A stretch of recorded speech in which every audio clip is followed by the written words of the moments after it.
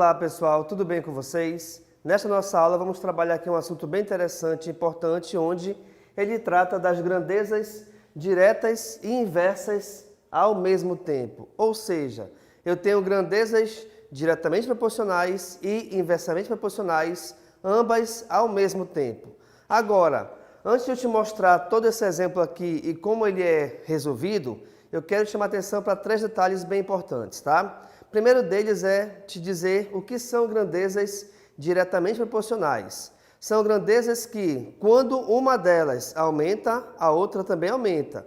Quando o seu valor diminui, o outro também diminuirá. Mas atenção, não basta apenas esses dois valores aumentarem e diminuírem ao mesmo tempo. Eles têm que aumentar ou eles têm que diminuir na mesma proporção, tá bom? Um exemplo bem claro é quando você vai comprar pão, por exemplo. Se tu comprar 2 pães, tu vai pagar um valor. Se você comprar mais pães, você vai pagar um valor maior, logicamente, que dentro do preço de cada pão, tá bom? Outro detalhe também é as grandezas inversamente proporcionais. Quando que duas grandezas quaisquer são inversas? Quando uma delas aumenta e a outra diminui ao mesmo tempo, na mesma proporção. Onde é que a gente consegue reparar isso? Por exemplo, quando a gente compara velocidade e tempo. Velocidade e tempo, elas sempre serão inversas, independente dos seus valores. Como assim? Imagine que você tem que fazer um certo percurso num certo tempo, certo? Agora, quando eu pegar essa velocidade e aumentar, o tempo que eu levaria para cumprir esse percurso, ele vai diminuir. Por quê? Porque quanto maior for a velocidade de um automóvel, de um objeto qualquer, menor será o tempo que você vai fazer todo o percurso. Agora, outro detalhe também é o seguinte: existem grandezas que elas não são nem diretas e nem inversas. Quer dizer, não tem nenhuma classificação em relação a essas duas. Por exemplo, idade e altura. Não necessariamente, quanto mais velha uma pessoa for, maior ela será. Quer dizer, o tamanho de uma pessoa, a sua altura, ela não depende da idade. Sendo assim, essas duas grandezas, idade e altura, elas não são nem diretas e muito menos inversas. Beleza? Agora, essa nossa aula, ela trata de grandezas diretas e inversas ao mesmo tempo. Então, pessoal, nós não temos como ter duas grandezas, tá? Que sejam diretas e inversas ao mesmo tempo na prática. Isso não tem como existir. Mas, quando a gente compara apenas valores numéricos, sem relacioná-los a nada na prática, aí isso pode acontecer. Eu posso ter um número que seja diretamente proporcional a alguns valores e esse mesmo número também ser inversamente proporcional a outros valores quaisquer, tá? E é isso que eu vou te mostrar agora nesse exemplo. Vamos a ele? Dividindo o número 690, então repare que o nosso número principal é 690, beleza? Dividindo esse número em partes diretamente proporcionais a 1, 2 e 3 e inversamente proporcionais aos números 2, 3 e 4, os valores encontrados serão respectivamente. Pessoal, repare o seguinte, que eu tenho aqui que esse número 690, ele é diretamente proporcional a 3 valores quaisquer. E ao mesmo tempo, ele também é inversamente proporcional a outros 3 números. Bem, se ele é direto e inverso a 3 valores, então eu tenho que separar esse 690 em 3 partes diferentes, tá bom? De modo que a primeira parte eu posso chamá-la de a segunda parte eu posso chamá-la de B e a terceira parte eu posso chamá-la de C. Lembrando que as letras é você quem escolhe. Eu poderia muito bem colocar quaisquer outras letras aqui nessas frações, tá bom? Agora vamos lá aqui o seguinte, tá? Quando eu for pegar os seus valores, olha só, esse número é diretamente proporcional a 1, 2 e 3. Então eu vou colocar cada um desses valores para cada uma dessas frações, seguindo essa ordem. Bacana? Então, ó, 1, 2 e 3, 1 para a primeira fração, 2 para a segunda fração e 3 para a segunda fração. Automaticamente, então, esse valor ele é inverso a 2, 3 e 4. E aí eu vou fazer a montagem na mesma ordem. Como assim? Eu vou colocar o 2 inverso para o A, o 3 inverso para o B e o 4 inverso para o C, que é o terceiro valor, tá bom? Agora, pessoal, vamos lembrar também uma coisa bem importante. Quando eu falo em inverso de um número, quer dizer o quê? Trocar a sua posição. Como assim, professor? Vamos lembrar que esses números, embora não apareça aqui, tá? Todos eles estão divididos por 1. Só que o 1, enquanto denominador, não tem a necessidade de ser escrito. Logo, então, ao inverter, a gente vai ter 1 inverso de 2 é 1 sobre 2. E esse valor eu vou colocar em multiplicação com o que eu já tinha anteriormente. A mesma coisa na segunda parte. Na segunda parte seria inverso a 3, eu vou multiplicar por 1 sobre 3. Assim como na terceira parte, o que era 4, eu vou multiplicar por 1 sobre 4. Beleza? Então, nesse caso aqui, pessoal, eu vou ter outros valores no nosso denominador. Então, reparem, aqui eu vou ter A sobre 1 vezes meio. Aqui nesse caso, 1 vezes meio, eu vou resolver a multiplicação normal entre frações.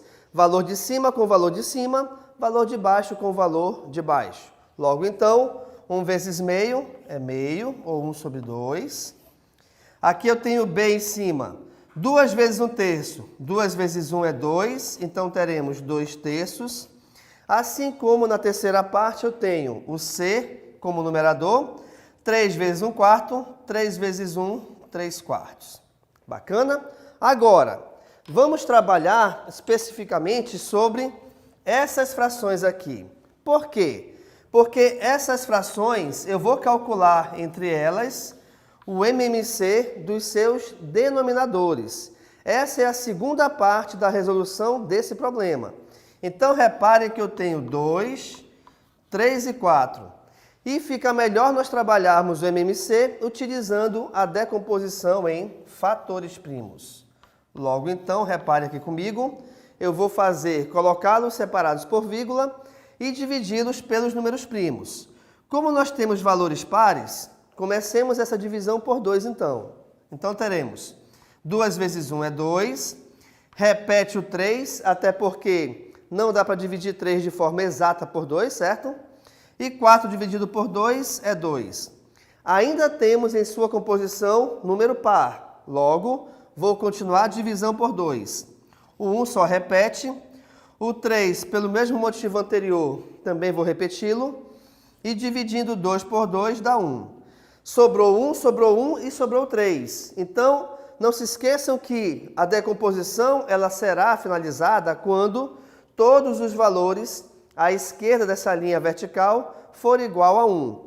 Para que seja igual a 1, então, eu vou dividir tudo por 3, onde 1 repete. 3 dividido por 3 é igual a 1, e esse último número 1 se repete. Então, me sobrou 2, 2 e 3. Como é que eu faço para achar o MMC? Eu multiplico esses valores. 2 vezes 2, 4. 4 vezes 3 é igual a 12. Então, reparem que essas nossas três frações, elas possuem agora o MMC igual a 12. Então, olha só, pessoal, depois que a gente finaliza e acha esse valor do MMC, qual é o próximo passo? Eu vou pegar esse 12 e irei multiplicá-lo por cada um dessas frações que eu tenho embaixo desses resultados. Então, repare aqui. Na parte letra A, eu tenho 12 vezes 1 é 12. 12 dividido por 2 é 6. Então, eu vou ter A sobre 6. Na segunda parte, nós temos 12 vezes 2 é 24. 24 dividido por 3 é igual a 8. Então, eu vou ter B sobre 8. Assim como eu tenho aqui 12 vezes 3 é igual a 36. 36 dividido por 4 é igual a 9. Então, teremos agora uma outra proporção, onde ela é igual a A sobre 6, igual a B sobre 8, igual a C sobre 9. Vamos entender aqui o seguinte, tá? Essas três partes, ao serem unidas, ao serem juntas em um valor só, ele vai dar 690. Então, é isso que eu vou fazer agora. Eu vou somar essas três frações. Só que, quando a gente resolve a sua soma, o que acontece? Eu vou ter A mais B mais C em cima, assim como nós teremos 6 mais 8 mais 9 aqui embaixo. Eu ainda não sei qual é o valor de A, de B e de C, mas o que a gente sabe aqui é que, ao somar esses três valores, o resultado será 690. Então, é isso que a gente vai fazer aqui em cima. Ó.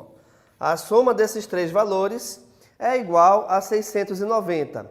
Somando aqui embaixo, 6 mais 8 é igual a 14, 14 mais 9 é igual a 23.